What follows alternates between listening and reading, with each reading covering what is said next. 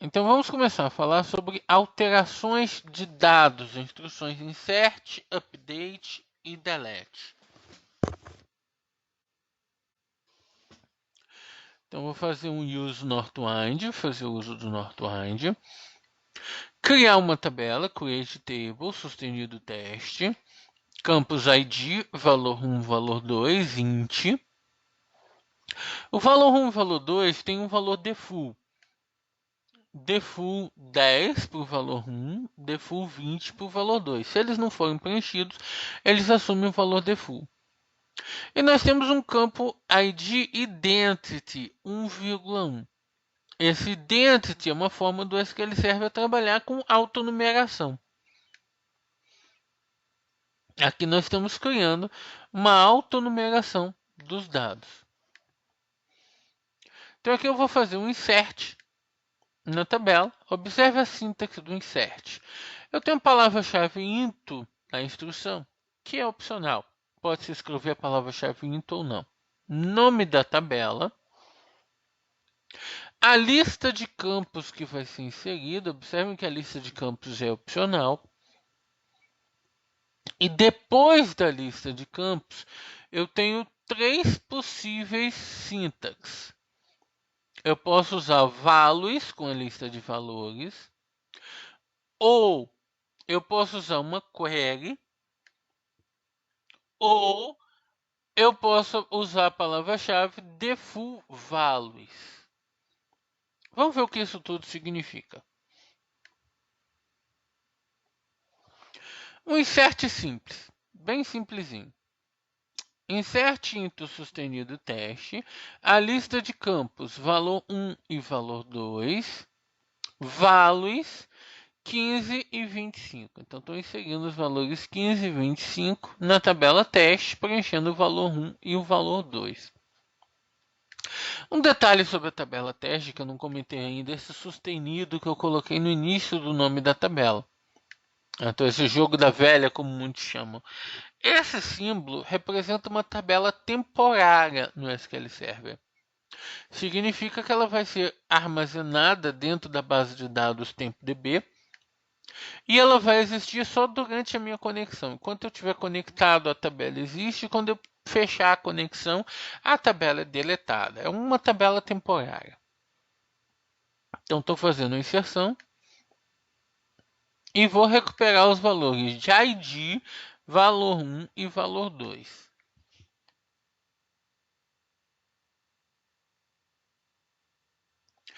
Observe que eu não especifiquei o ID quando eu inseri, mas ele veio preenchido. O ID é um campo identity, é um campo de autonumeração, então ele é preenchido automaticamente. Eu não só não especifiquei o ID na lista de campos, como eu não poderia. Ele não deixa que eu preencha com facilidade um campo que já está definido como autonumeração. A lista de campos, conforme a gente vê na sintaxe, ela é opcional. Eu posso fazer um insert sem especificar a lista de campos. Mas é altamente recomendável, como boa prática, que eu sempre coloque a lista de campos nas instruções insert. Eu devo sempre colocar as listas de campos nas instruções insert. Se eu não colocar as listas de campos, a minha instrução, a instrução que eu vou estar colocando dentro da minha aplicação, ela fica volátil, ela fica sujeita a mudanças na base de dados.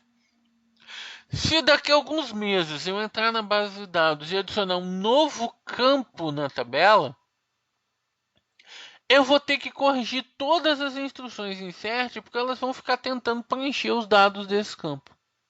Quando, na verdade, eu poderia simplesmente dizer que o campo aceita nulo, ou poderia dizer que o campo tem um valor default, e não precisaria mudar minhas aplicações existentes.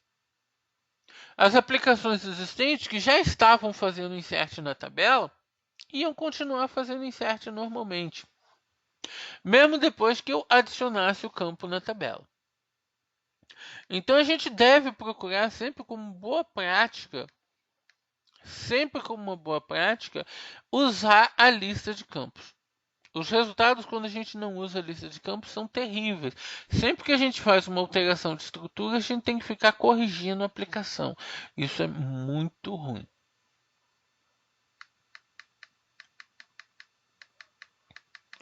Vamos ver um outro exemplo de insert. Aqui embaixo eu vou usar um insert com default values.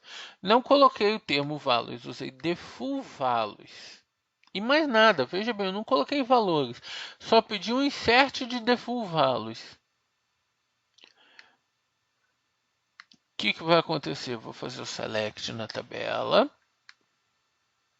Opa. Aí está 10 e 20. E a autonumeração 2. O que o default values fez? Ele inseriu todos os valores defaults nos nossos campos. O insert gerou um novo registro com o valor default de todos os campos. Repare na observação que eu deixei aqui do lado no arquivo de script. Essa instrução vai falhar se eu tiver algum campo na tabela que não aceite receber valores null e não tenha valor default para o campo. Se eu tiver alguma situação assim, essa instrução vai falhar. Porque o campo não aceita null, não tem valor default no campo, não tem o que colocar dentro dele. A instrução devolve um erro. Mas não é o caso dessa tabela. Nessa tabela, todos os campos têm valor default. Então ele funciona perfeitamente. Eu também tenho a possibilidade de definir o valor default de um único campo. Por exemplo, insert into teste valor 1, valor 2, values default, 30. Então eu estou fazendo um insert na tabela teste, preenchendo os campos valor 1 e valor 2, dizendo que para o valor 1 eu vou colocar o valor default dele, para o valor 2 eu vou colocar o valor 30. Aí está 10, 30. Esse exemplo que eu estou fazendo aqui é perfeitamente válido, mas desnecessário e raríssimo de se usar. Por quê? Porque essa instrução é o mesmo que se eu colocasse insert sem o valor 1. Se eu simplesmente não colocasse o valor 1 na instrução, o resultado seria exatamente o mesmo. O valor 1 iria receber o seu valor default.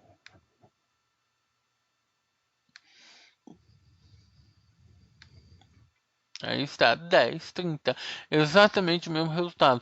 Por isso é muito raro se usar essa sintaxe de especificar a palavra-chave default na lista de campos. É só não colocar o campo na lista de campos.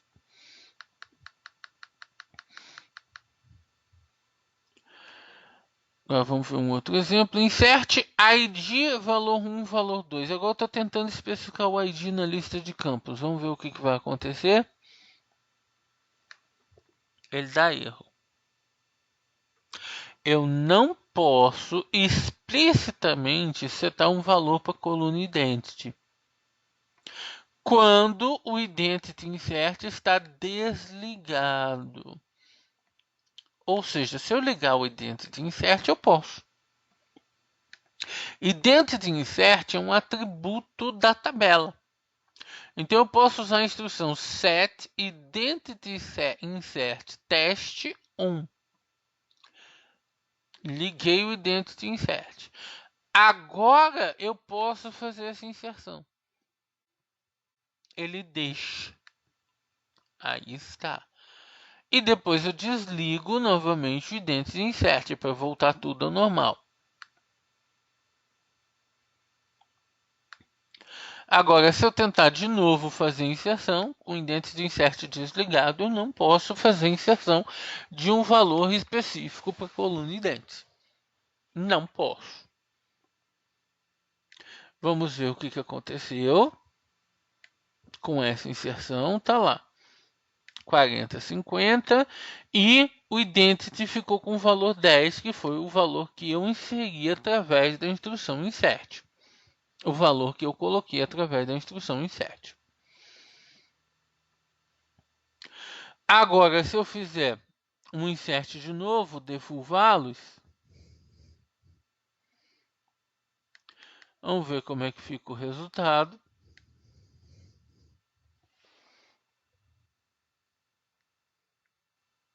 Aí está.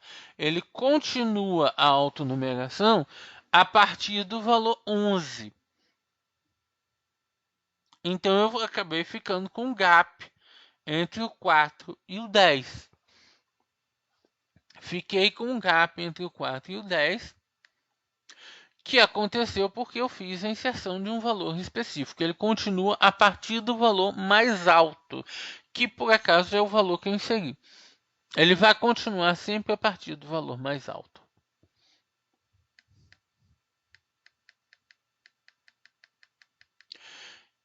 Eu também posso, no insert, fazer uso de um insert com select. Ou seja, eu posso pegar o resultado de um select e inserir dentro de uma tabela. Nesse caso, eu não estou inserindo só um registro, eu posso estar inserindo vários registros. Vejam que eu já tenho 6 registros. Eu estou fazendo um select nessa própria tabela teste, pegando o valor 1 e o valor 2, multiplicando por 2 e inserindo de novo na tabela teste. Insert into teste, valor 1, valor 2, a multiplicação dos valores.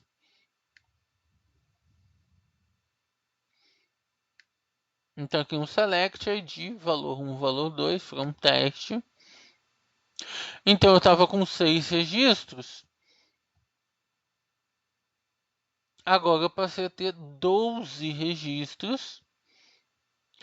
E os registros de 7 a 12 são exatamente o dobro dos primeiros 6 registros, dos valores 1 e 2 dos primeiros 6 registros.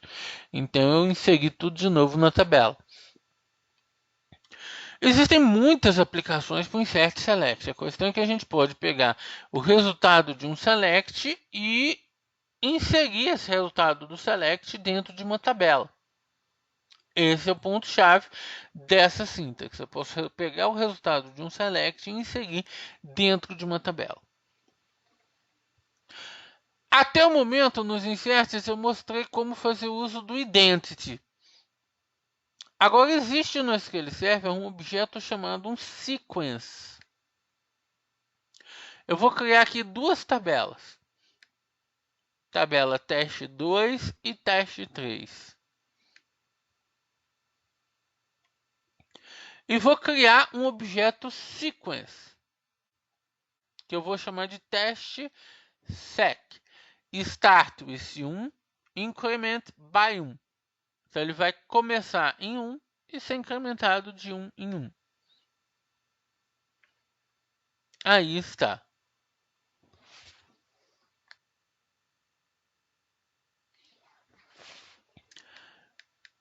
Para fazer uso do sequence, eu preciso utilizar a sintaxe next value for e o nome do sequence. Então, eu utilizo essa sintaxe em instruções insert ou instruções update, quando eu quiser obter um valor para o sequence. Então, nesse exemplo, eu estou fazendo insert na teste 2 e na teste 3. Teste 2 e 3 estão vazias. Então, eu vou fazer esses inserts na teste 2 e 3. Eu estou fazendo 3 inserts na teste 2 e 3 inserts na teste 3. Vou rodar isso aqui em sequência.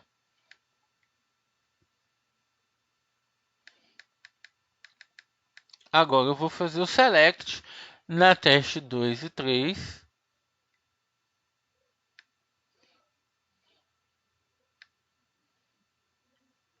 Aí está. Reparem, teste 2 e teste 3. 1, 2, 3, 4, 5 e 6. O identity é uma autonumeração específica de uma tabela. Ela vale para aquela tabela. Um sequence é um objeto de autonumeração que eu posso utilizar em múltiplas tabelas, compartilhar entre múltiplas tabelas. A tabela em si não tem conhecimento da existência do sequence. A tabela não sabe que o sequence existe. Então, não existem as restrições que existem para o identity. Por exemplo, o ID aqui, ele tem que estar presente nas instruções insert para ser preenchido. Ele tem que estar aqui nas instruções insert para que o preenchimento aconteça. Dessa forma, eu estou fazendo o uso do sequence nas tabelas teste 2 e teste 3. Tem uma outra forma também interessante de fazer uso do sequence. Vou fazer um drop aqui da teste 2 e um drop da teste 3.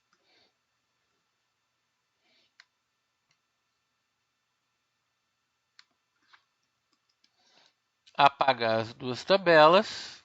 Drop table teste 2, drop table teste 3. Apaguei as duas. Vou criar as duas novamente.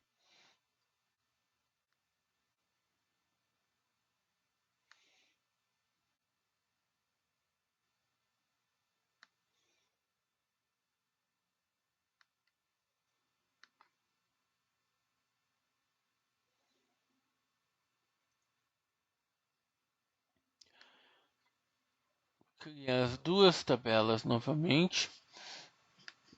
Deixa eu copiar a instrução aqui de cima.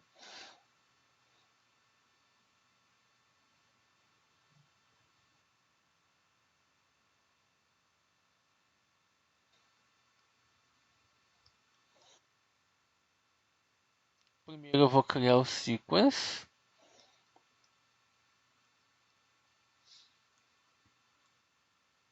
E depois criar as duas tabelas novamente. Só que aqui no ID eu vou colocar que o default desse ID é o next value for teste sec. Ou seja, eu vou fazer com que o valor default do ID já seja pedir pelo próximo valor do teste sec.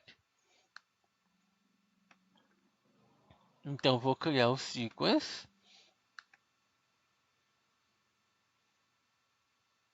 Ele já existe, eu já tinha criado.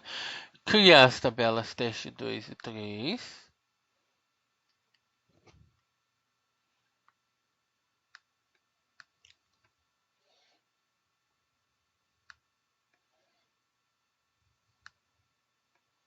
Eu já tinha criado o teste sec.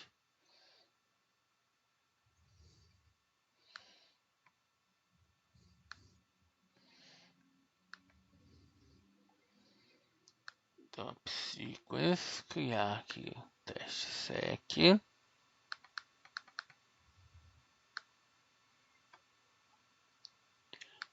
Criar as tabelas.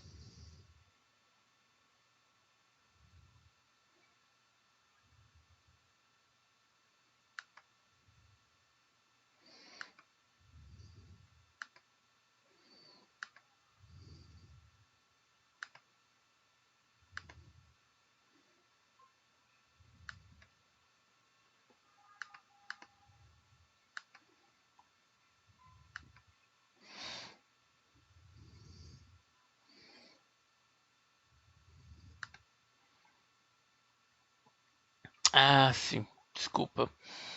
Porque aqui eu estou criando tabelas temporárias. As tabelas temporárias ficam dentro do tempo DBL, diz que o objeto é inválido. Vamos criar tabelas permanentes. Aí está. Agora, criando tabelas definitivas, permanentes, ele reconheceu o objeto sequence. Para tabelas temporárias, eu não pude usar o sequence na estrutura da tabela. Agora eu vou utilizar inserts nessas tabelas.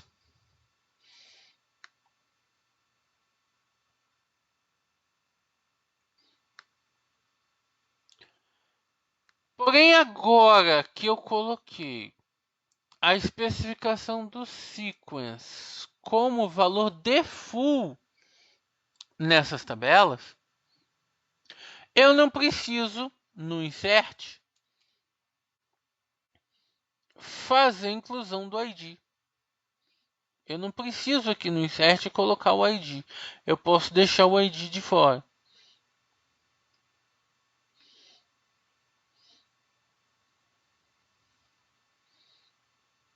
Pronto. E tiro o next value for test sec dos inserts.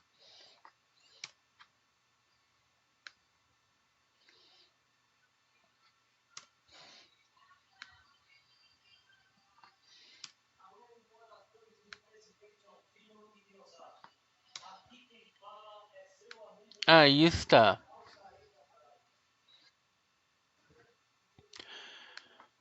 As tabelas agora são permanentes, não são tabelas temporárias. Vou tirar o sustenido daqui, tirando o jogo da velha.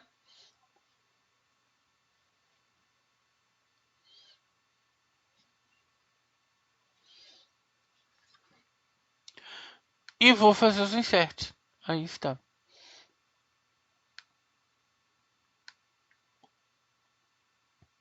Resultado absolutamente o mesmo. Eu tenho o sequence controlando a sequência de numeração dos campos entre duas tabelas.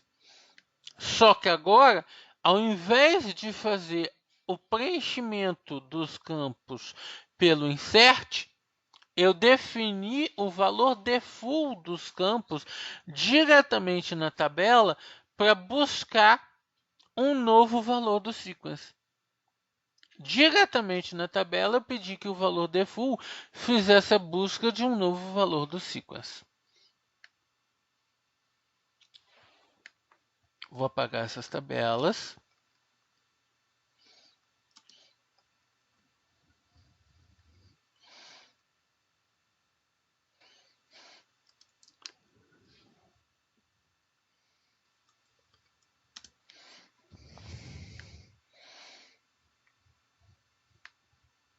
Pronto. Então, com isso, vimos a sintaxe do insert. Vimos o funcionamento do insert. Vamos ver agora a sintaxe e funcionamento do delete. Delete top n from tabela where predicado. Ou seja, delete indica a tabela, indica o predicado que vai ser deletado. Vamos ver para que serve esse top n um pouquinho mais na frente.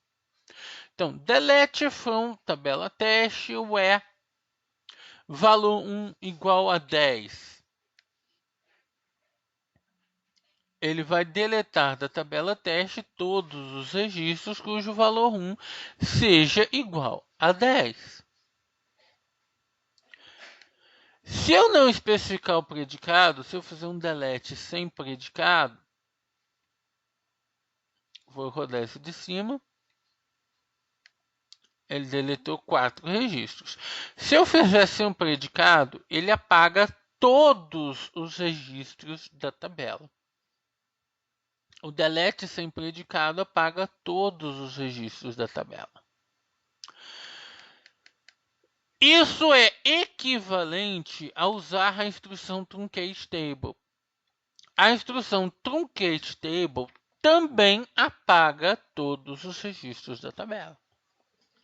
Então, existe aí uma equivalência entre usar a instrução delete sem predicado e usar a instrução truncate table.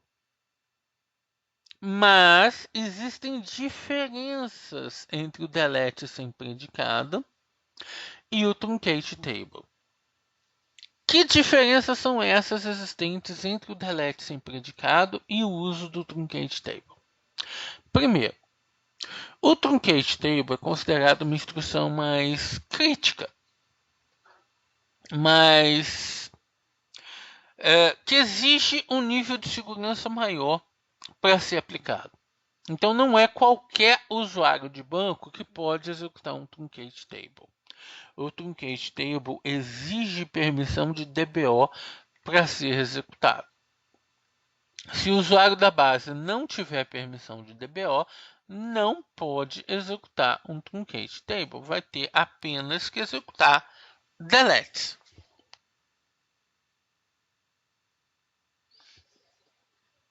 Então, não vai poder usar um truncate table. Isso é um ponto. O truncate table reseta o identity se houver um identity na tabela. Não faz nada com sequence. Sequence não está ligado a ele. Mas se houver um identity na tabela, o truncate table reseta o identity. Essa é outra diferença do truncate table para o delete. O delete não afeta em momento algum o identity.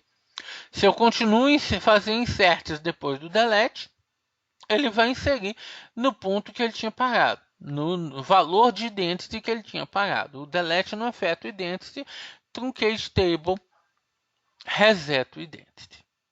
A terceira diferença está ligada à forma como eles afetam o log de transação do banco. Toda base de dados possui um log de transações. Toda base de dados possui no mínimo 2 arquivos, que é uma área de dados, que é um arquivo MDF, e o log de transações, que é um arquivo LDF, no mínimo. E as instruções de manipulação de dados afetam esse log de transações. Aí a gente tem que entender um pouquinho mais do log para entender de que forma essas instruções de alteração de dados afetam o log de transações. Então vamos falar um pouquinho sobre o log de transações.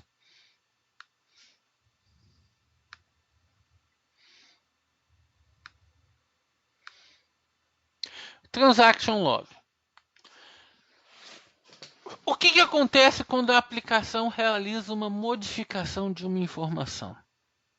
A aplicação faz uma mudança de dados, uma mudança de uma informação. O banco de dados ele é todo, digamos, formatado em páginas de dados, grupinhos de dados de 8K. Então, quando uma informação é modificada pela aplicação, ele localiza a página no que é chamado de buffer cache em memória.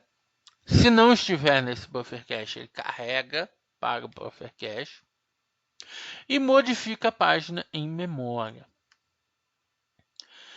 Essa modificação que ele faz em memória, ele grava no log de transações. Vejam bem, ele não está gravando na área de dados da base, ele está gravando no log de transações, registrando, olha, eu fiz aquela modificação. Aquela modificação foi realizada. Então, ele grava isso no log de transações da base de dados. De tempos em tempos, ocorre um procedimento nesse log de transações que é chamado de checkpoint. Quando esse checkpoint ocorre no log de transações, todas as transações que foram concluídas são gravadas na área de dados. É aí que ele finaliza a gravação da área de dados. Ele pega as transações que estão como concluídas no log e grava na área de dados. Por fim, o que ele vai fazer depois do checkpoint depende de uma configuração do banco de dados. Se o banco de dados estiver configurado com uma configuração Recovery Model como Simple, então ele não vai mais precisar usar o log de transações. Depois do checkpoint, ele não precisa mais usar o log de transações, então ele apaga as informações que ele não necessita mais, ele trunca o log de transações. Se a configuração de Recovery Model da base de dados estiver configurada como full, então significa que vai ser dado um outro uso para o log de transações. Então ele não apaga o log de transações. Ele mantém os dados dentro do log de transações. Ele mantém as informações dentro do log de transações. Vamos entender melhor para que serve isso. O log de transações ele garante a integridade transacional da base caso ocorra um crash, caso alguma coisa falhe na base. Vamos ver como é que funciona essa questão do checkpoint, do truncate do log e de um crash. Vamos lá, eu tenho uma transação 1, uma transação 2, uma transação 3. Aí ocorreu um checkpoint num determinado momento do tempo. Este checkpoint vai realizar a gravação da transação 1 e da transação 2. A transação 1 e a transação 2, elas já foram comitadas, já foram concluídas antes desse checkpoint. Então ele vai realizar a gravação delas. A transação 3, ele não vai fazer nada com ela. Ela segue adiante, porque ela não foi concluída ainda. Ela não está concluída. Então T1 e T2, elas já foram comitadas, então elas são gravadas na área de dados. A T3 se mantém. Se o Recovery Model for simple, T1 e T2 são removidas do log, o que é chamado de truncar o log. Veja bem, eu não digo que eu vou apagar o log, porque a T3 não vai ser apagada. Eu estou truncando o log, removendo do log aquilo que não precisa estar mais lá. Se o Recovery Model da base de dados estiver configurado como simple, isso acontece. E aí, para a gente entender melhor para que serve essa forma de trabalho, esse sistema de trabalho, vamos analisar o que acontece no caso de um crash da base de dados. Tem a T1, a T2 e a T3. Aí ocorreu um crash. Faltou luz, o servidor foi desligado, aconteceu um crash. Quando a base de dados voltar ao ar, ela vai fazer um procedimento que é chamado de recovery. Ela vai inserir no log um checkpoint. Só que é um checkpoint especial.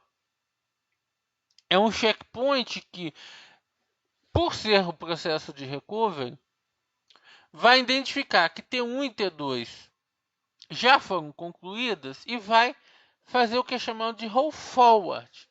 Vai consistir essas transações na área de dados. Mas também vai identificar que T3 não foi concluída. E não tem mais como ser concluída, porque o servidor parou, caiu tudo. Então ele vai fazer o que é chamado de um rollback na T3, vai cancelar a T3. E quando que isso acontece? Quando o servidor está voltando ao ar. Quando ele faz esse procedimento de recovery no servidor. Dessa forma, esse método de trabalho com o Transaction Log garante a integridade transacional em caso de um crash na base de dados. Ocorreu um crash na base de dados, ele consegue garantir a integridade transacional. Em que isso afeta as instruções SQL das quais nós estamos falando? Eu acabei de comentar a diferença entre o delete e um truncate table. A terceira diferença é que o delete registra no log a deleção de cada registro. Cada registro deletado é registrado no log. Enquanto que o truncate table registra no log apenas, olha, deletei. Deletei tudo. Uma linha de registro no log. Deletei tudo. Pronto, acabou. Só isso. O delete registra linha por linha do que foi deletado. O truncate table só registra deletei tudo. Isso gera um impacto no tamanho do log, no tamanho das informações do log. O truncate table registra uma linha só, o delete precisa que o log tenha espaço suficiente para registrar absolutamente tudo. Precisa haver espaço suficiente para que absolutamente tudo seja registrado. A deleção de cada um dos registros. Se o recovery model estiver como full, não tem salvação. Tu tem que ter o espaço adequado no log. Aqui nesse exemplo, o recovery model não está como full, está como simple.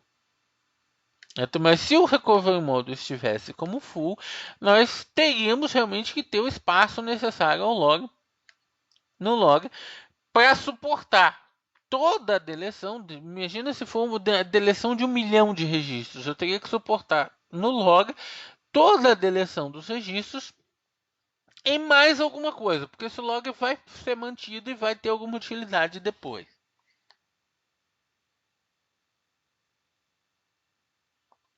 Agora, se o DBA determinou que o recovery model está simple, então conforme a deleção ocorre, o log pode ser truncado. Mas veja bem, uma instrução delete que vai deletar 1 milhão de registros é uma transação. Uma transação deletando 1 milhão de registros. Então, imaginem que fosse essa T2 aqui, por exemplo. Uma transação única deletando 1 milhão de registros. E o log vai ter que ter espaço para essa transação. Algum tempo, logo depois, pouco depois, ocorre o checkpoint, ele elimina a transação do log. Ok. Mas para essa transação de 1 milhão de registros, o log vai ter que ter espaço. A menos que a gente aproveite o uso do top. É para isso que a gente pode utilizar o top. Sozinho, usado por si só, sozinho, delete top 2 from teste. Essa instrução fica sem sentido. Por quê? O que eu estou apagando? Eu estou apagando os 2 primeiros registros da tabela teste. Quais 2? Eu não estou dizendo quais 2, não estou determinando quais 2, nem tenho controle sobre isso. Então, para que eu vou fazer isso? Sozinha, por si só, essa instrução não tem sentido. Mas o sentido dela é justamente pegar uma deleção muito grande, como por exemplo uma deleção de 1 milhão de registros, que seria uma operação muito grande que vai gerar uma transação enorme e dividir em pequenos pedaços. Isso pode ser feito, por exemplo, usando uma instrução while. Nesse exemplo aqui, eu estou pegando. Enquanto houver registro na tabela teste, enquanto o count de teste for maior que 0, delete 2 registros. Então ele vai ficar repetindo essa deleção,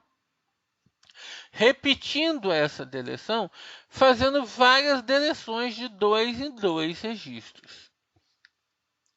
Se eu tenho 1 milhão de registros na tabela, eu posso fazer essa deleção, por exemplo, nesse laço de repetição de 10 mil em 10 mil, por exemplo.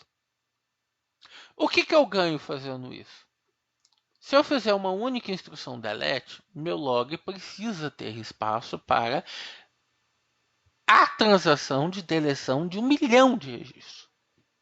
Agora, se eu fizer um laço com múltiplas instruções delete dessa forma, de 10 mil em 10 mil, o que vai acontecer? Quando uma instrução delete de 10 mil terminar, ele vai começar a fazer outra. São transações diferentes, são instruções diferentes, transações diferentes. Então, na verdade, eu vou estar deletando os registros em blocos de 10 mil, transações de 10 mil. Quando o checkpoint ocorrer, ele pega as transações de 10.000 que já houverem sido concluídas e apaga do log. Então, o que isso facilita para mim é que, uma vez que eu esteja usando o Recovery Model Simple, depende de eu estar usando o Recovery Model Simple, ele vai conseguir truncar o log e evitar que eu precise ter no log espaço para armazenar a deleção de 1 milhão de registros. Não preciso. Passo a precisar de espaço no máximo para armazenar 20.000 ou 30.000 deleções. A partir daí o checkpoint acontece e tira do log as deleções que já ocorreram. E aí ele continua gravando no espaço que ele tem no log, evitando que eu precise de tanto espaço no log assim para deleção de 1 milhão de registros. Isso funciona bem se o Recovery Model estiver como Simple, porque ele trunca o log no checkpoint. Se o Recovery Model estiver como Full, não tem salvação. Aí eu preciso do espaço total no log para suportar as transações que eu estiver fazendo. Aí não tem jeito. Não tem para onde fugir.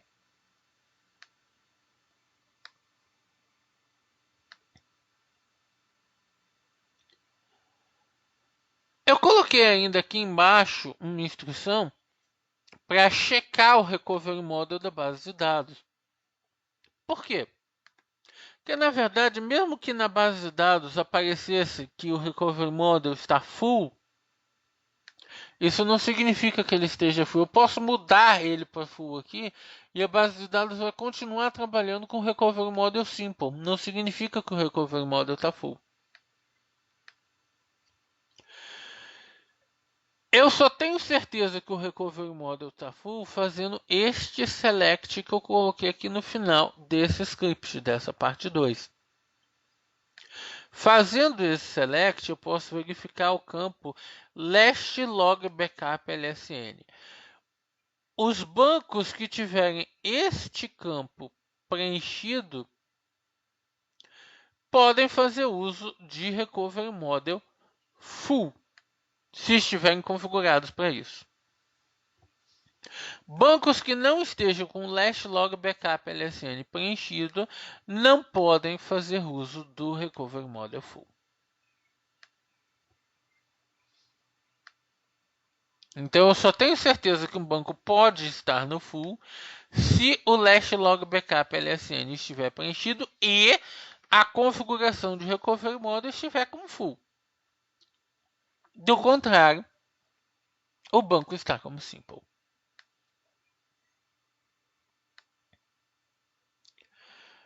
Com isso nós vimos a sintaxe do delete. Vamos ver então a sintaxe do update. Então tem aqui update, top n. O top no update tem exatamente o mesmo significado que no delete.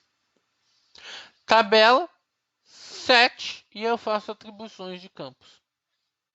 Where predicado. Por exemplo, update, tabela teste, set, valor 1 é igual a valor 1 vezes 2.